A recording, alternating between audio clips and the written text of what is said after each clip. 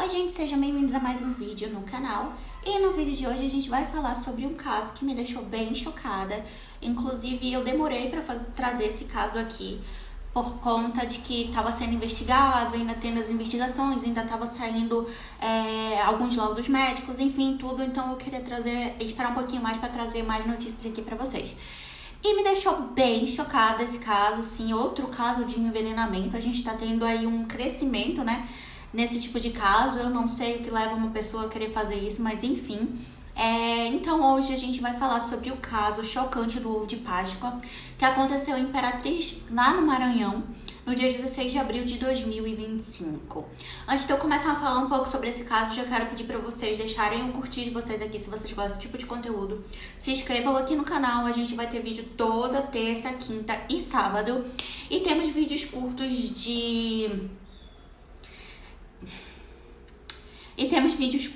de sobrenatural e afins de segunda a sexta-feira ao meio-dia, lá na outra rede social, né, no TikTok.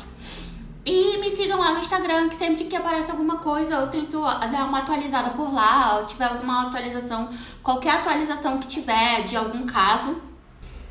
Voltando, se tiver alguma atualização de qualquer caso que venha a ter aí, eu vou dando as atualizações lá no Instagram, então me sigam por lá. Tô tentando ficar um pouco mais ativa lá também.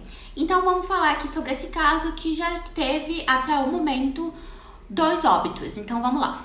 Tudo começou então no dia 16 de abril, ali por volta do horário da janta, quando chega na casa da Miriam Lira um motoboy para entregar um ovo de Páscoa. Esse ovo de Páscoa ela recebe, acha estranho, vê que tem um bilhete lá e deixa o ovo ali guardado, porque ela não sabe de quem veio. Demora um pouco, ela recebe uma ligação, ela atende essa ligação e é uma mulher perguntando se ela recebeu o ovo de Páscoa.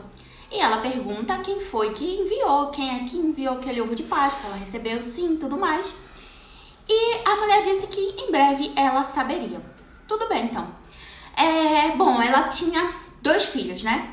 Um menino de 7 anos, chamado Luiz Fernando Rocha e Silva, e uma menina de 13 anos, chamada Evelyn Fernando Rocha e Silva.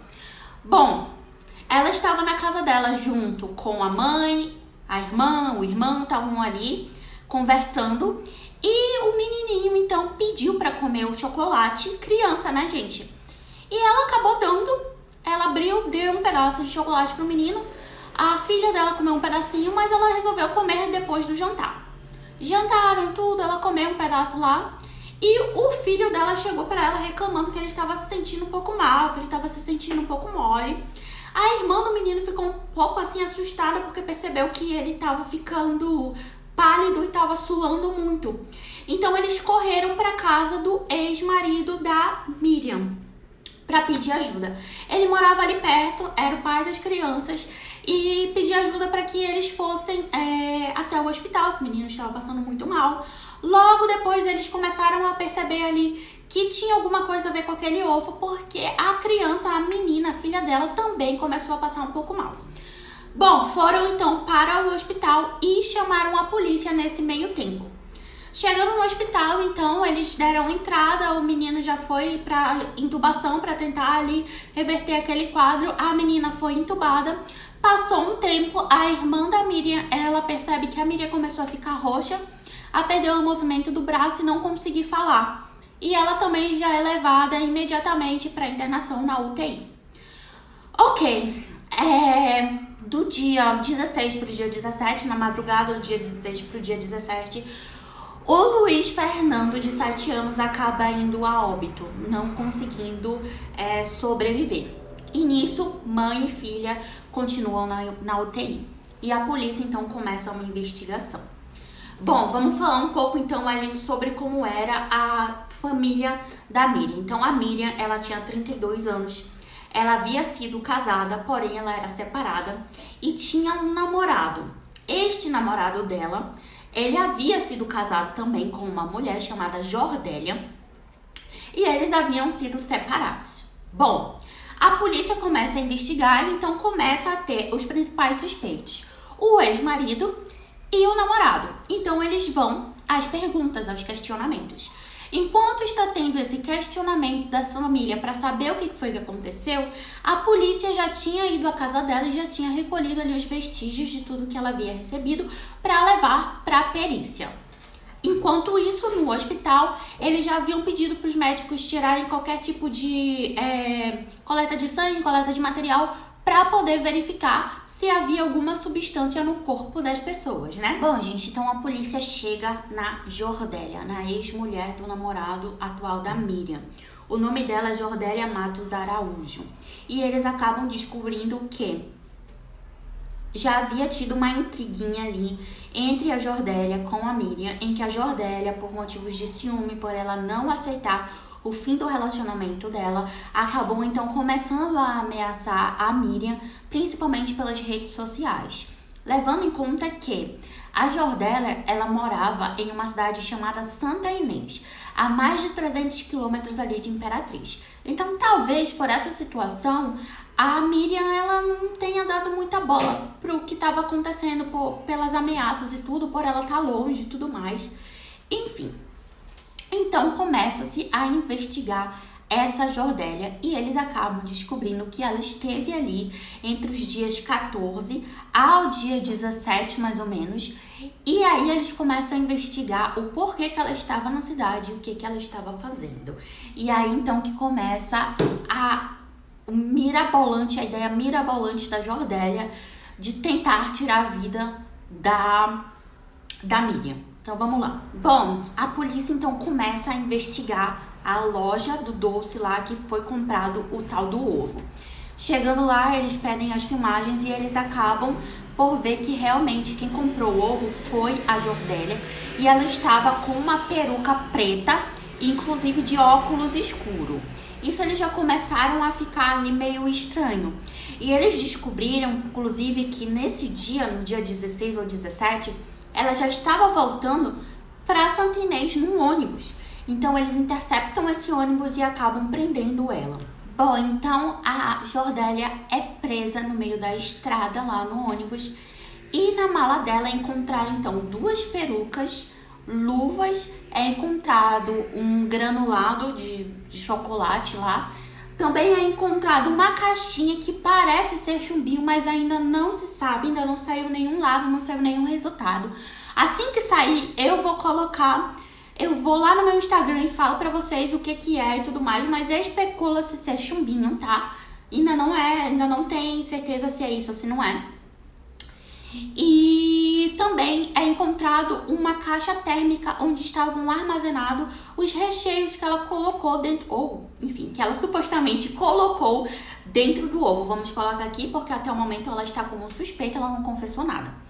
Ok, eles pegam ela, prendem, levam lá para São Luís do Maranhão, porque é onde tem uma penitenciária feminina, e a investigação continua.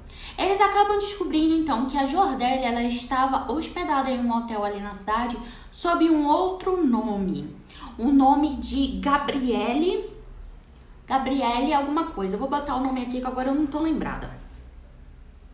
Bom, ela se hospeda nesse hotel com esse nome. Porém, quando ela vai fazer a sua reserva, o hotel pede documentação. Óbvio, qualquer hotel vai pedir isso. E aí o que acontece? Ela chega e entra em contato com o hotel, dizendo que ela é uma mulher trans e que ela está sem documentos porque os documentos dela, os novos documentos dela ainda estavam sendo feitos, porém ela estava indo até a cidade por causa de um trabalho e que ela tinha um crachá com a foto e o nome dela do trabalho se ela poderia apresentar, porque ela sempre estava fazendo isso porque ela estava sem documentos. O hotel então aceita e ela se hospeda sob esse nome.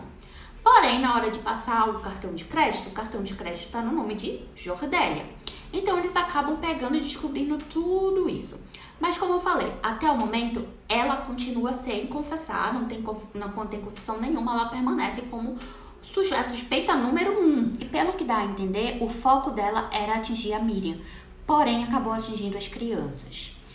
Então, aí entra uma coisa um pouco complicada, porque pelo que dá a entender, ela planejou tudo aquilo independente de quem ia comer ou não, entendeu?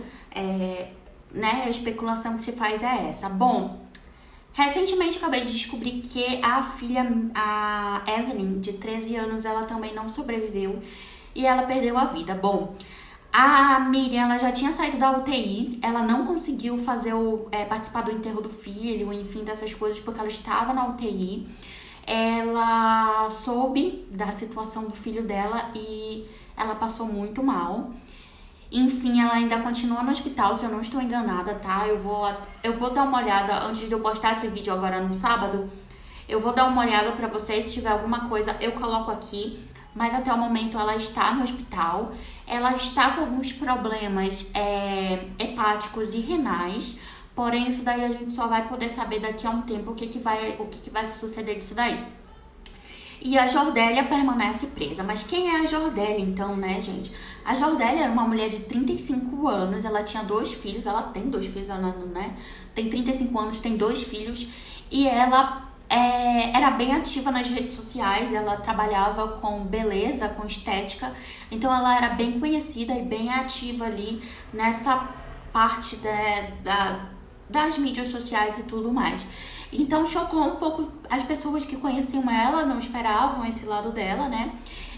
Como eu falei pra vocês, isso tudo, ela ainda é uma suspeita, ainda não se tem nada confessado, ainda não se tem nada, porém a polícia já tá fazendo todas as investigações, fazendo todos os exames. O exame do menininho de 7 anos foi feito do IML, né? Foi retirado lá os exames para ter um laudo para saber qual é o tipo de veneno. Bom, tudo bate a um denominador comum, que é a Jordélia. Então, a gente vai agora aguardar o que vai acontecer. Atualizações, como eu falei para vocês, eu vou levar atualizações lá pro Instagram, eu faço um destaque lá e deixo as atualizações deste caso em específico lá. E vamos verificar como é que vai ficar a situação, porque agora tivemos o óbito de 2 crianças. Ainda não se sabe, mas creio eu que a Miriam vai sair dessa. Mas e aí agora, né? Como é que fica a situação da vida dela, porque ela perdeu os filhos. E vamos ver aí como é que vai ser, como é que vai suceder então a justiça nesse caso. É muito chocante, eu ainda tô bem abalada com esse caso, porque foram 2 crianças, não que eu queria que fosse a mãe, mas caramba, né? Tipo, gente, enfim, gente, cuidado com as pessoas que vocês se relacionam, principalmente vocês, mulheres que têm filhos, a gente não pode confiar, a gente já não pode confiar em todo mundo, da nossa família, que dirá da dos outros, então muito cuidado, principalmente com filhos. E ficamos aqui aguardando, então, os próximos passos aí desse caso bem chocante. E é isso, gente. Se vocês souberem de mais alguma coisa, comentem aqui e vejo vocês, então, no nosso próximo vídeo. Até lá. Tchau!